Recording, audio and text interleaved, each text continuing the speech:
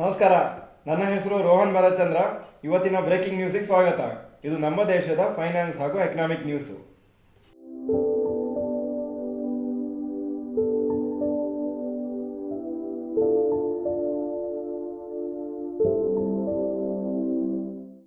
News number 1, advance tax collection rise by 20%. Advance tax collections first 6 ತಿಂಗಳು ಈ financial ಇಯರಲ್ಲಿ 3.54 lac crores ಆಗಿದೆ ಹಾಗೂ ಇದು 20% ಜಾಸ್ತಿ compare to same period last year.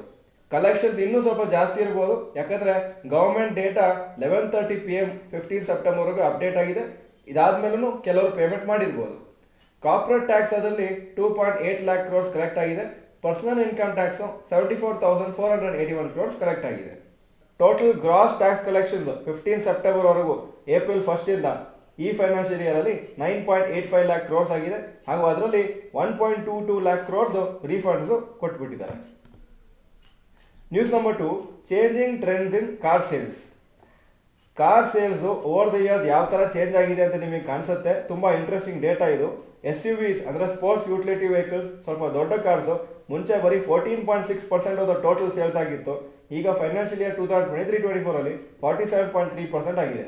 ಮುಂಚೆ ಅಂದರೆ ನಾನು 2013-14 ಡೇಟಾ ನನಗೆ ಸಿಕ್ಕಿದೆ, ಅದು ಹಾಕಿದ್ದೀನಿ. ಹ್ಯಾಚ್ ಬ್ಯಾಕ್ ಅಥವಾ ಸ್ಮಾಲ್ ಕಾರ್ಸು 50% ಇತ್ತು ಮುಂಚೆ, ಈಗ ಬರೀ 31% ಆಗಿದೆ ಅಪ್ರಾಕ್ಸಿಮೇಟ್ ಆಗಿ. ಪ್ಯಾಸೆಂಜರ್ ವೆಹಿಕಲ್ಸ್ ಅಂತ ಇದು ಸ್ಮಾಲ್ ಕಾರ್ಸೇ 13.8% ಇತ್ತು, ಈಗ 12% ಆಗಿದೆ. ಹಾಗೂ ಸೆಡಾನು 21.2% ಇತ್ತು, ಈಗ 9.8% ಆಗಿದೆ. ಸೊ ಆ್ಯಕ್ಚುಲಿ ಸ್ಮಾಲರ್ ಕಾರ್ಸದ ಮಾರ್ಕೆಟ್ ಶೇರ್ ಕಮ್ಮಿ ಆಗಿದೆ, ದೊಡ್ಡ ಕಾರದ ಮಾರ್ಕೆಟ್ ಶೇರ್ ತುಂಬ ಜಾಸ್ತಿ ಆಗಿದೆ. ನ್ಯೂಸ್ ನಂಬರ್ 2 ಕಂಟಿನ್ಯೂ ಮಾಡ್ತಾ ಇದ್ದೀನಿ. ಪೆಟ್ರೋಲ್ ಕಾರ್ಸು ಮುಂಚೆ 2013-14 40% ಆಫ್ ದ ಟೋಟಲ್ ಇತ್ತು, ಈಗ ಆಲ್ಮೋಸ್ಟ್ 66% ಆಗಿದೆ. ಡೀಸೆಲ್ 51% ಇತ್ತು ಕಾರ್ಸು ಟೋಟಲು, ಈಗ ಬರೀ 17.9% ಹಾಗೂ ಫ್ಯೂಚರಲ್ಲಿ ತುಂಬ ಕಮ್ಮಿ ಆಗುತ್ತೆ. CNG ಫೈನಾನ್ಷಿಯಲ್ ಇಯರ್ 2013-14 7.9% ಇತ್ತು, ಈಗ 2023-24 13.5% ಆಗಿದೆ. ಎಲೆಕ್ಟ್ರಿಕ್ ಕಾರ್ಸು ಮುಂಚೆ ಆ ವರ್ಷ 2013-14 ಬಂದೇ ಇರಲಿಲ್ಲ, ಈಗ 2.68% ಆಫ್ ದ ಟೋಟಲ್ ಆಗಿದೆ.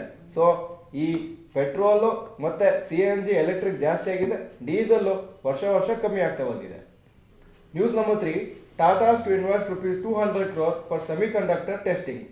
ಟಾಟಾ ಗ್ರೂಪ್ ಅವರು 200 ಕೋಟಿ ಸೆಮಿಕಂಡಕ್ಟರ್ ಟೆಸ್ಟಿಂಗ್ ಪ್ಲಾಂಟಿಗೆ ನರಸಾಪುರ ಅಲ್ಲಿ ಕೋಲಾರ ಡಿಸ್ಟ್ರಿಕ್ಟಲ್ಲಿ ಇನ್ವೆಸ್ಟ್ ಮಾಡೋದು ಅಂತ ಹೇಳಿದ್ದಾರೆ. ಇದರಿಂದ ಅಪ್ರಾಕ್ಸಿಮೇಟ್ ಆಗಿ 155 ಹೊಸ ಜಾಬ್ಸ್ ಕ್ರಿಯೇಟ್ ಆಗುತ್ತೆ ಅಂತ ಹೇಳಿದ್ದಾರೆ. ಹಾಗೂ ಕರ್ನಾಟಕದಲ್ಲಿ state level single window clearance committee ಅಂತ ಅವರು 91 ಇಂಡಸ್ಟ್ರಿಯಲ್ ಇನ್ವೆಸ್ಟ್ಮೆಂಟ್ ಪ್ರಪೋಸಲ್ಸನ್ನು ಅಪ್ರೂವ್ ಮಾಡಿದ್ದಾರೆ. 7,660 crores ವರ್ತ್ ಇನ್ವೆಸ್ಟ್ಮೆಂಟ್ ಆಗುತ್ತೆ ಹಾಗೂ ಇದರಿಂದ ಒಂದು ಅಪ್ರಾಕ್ಸಿಮೇಟ್ಲಿ 12,146 ಜಾಬ್ಸ್ ಕ್ರಿಯೇಟ್ ಆಗುತ್ತೆ ಕರ್ನಾಟಕದಲ್ಲಿ. News number 4, rapid news. 5 companies ಈ ಬರುವ ವಾರ IPOನ ಲಾಂಚ್ ಮಾಡ್ತಾರೆ. ಮಾರ್ಕೆಟ್ಸ್ ಹೈ ಇರುವಾಗ ಆದಷ್ಟು ಅಡ್ವಾಂಟೇಜ್ ತೊಗೊಳ್ತಾರೆ ಕಂಪ್ನೀಸು IPO ಲಾಂಚ್ ಮಾಡಿಕೊಂಡು. ಟೋಟಲ್ ಅಪ್ರಾಕ್ಸಿಮೇಟ್ಲಿ 4,000 ಕೋಟಿ ಕಲೆಕ್ಟ್ ಆಗುತ್ತೆ. ಹಾಗೂ ಕೆಲವು ಕಂಪ್ನೀಸ್ ಹೆಸರಾಗ್ತಾ ಇದ್ದೀನಿ: Sai silks Kalamandir, signature global, Manoj Vaibhav gems and jewellers, Samhi hotels ಹಾಗೂ ಝ್ಯಾಗಲ್ ಪ್ರೀಪೇಯ್ಡ್ ಓಷನ್ ಸರ್ವಿಸಸ್ ಅಂತ ಈ 5 ಕಂಪ್ನಿ IPOಸಲ್ಲಿ ಲಾಂಚ್ ಮಾಡ್ತಾರೆ. FIIs ಸೆಪ್ಟೆಂಬರ್ ತಿಂಗಳಲ್ಲಿ ಇಲ್ಲಿವರೆಗೆ 4,800 crores worth ಶೇರ್ಸನ್ನು Indian stock ಮಾರ್ಕೆಟ್ಸಲ್ಲಿ sale ಮಾಡಿದ್ದಾರೆ. ಅದೇ ಟೈಮಲ್ಲಿ ನಿಫ್ಟಿ 19,200 ಟು ಆಲ್ಮೋಸ್ಟ್ 20,200ವರೆಗೂ ಹೋಗಿದೆ.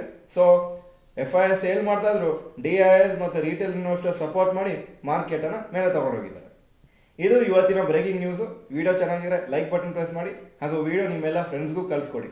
ನಮ್ಮ ಚಾನಲ್ಗೆ ಸಬ್ಸ್ಕ್ರೈಬ್ ಮಾಡಲಿ ಅಂದರೆ subscribe button bell icon press ಮಾಡಿ. ವಿಡಿಯೋ ನೋಡಿದ್ದಕ್ಕೆ ಧನ್ಯವಾದಗಳು. ನಮಸ್ಕಾರ.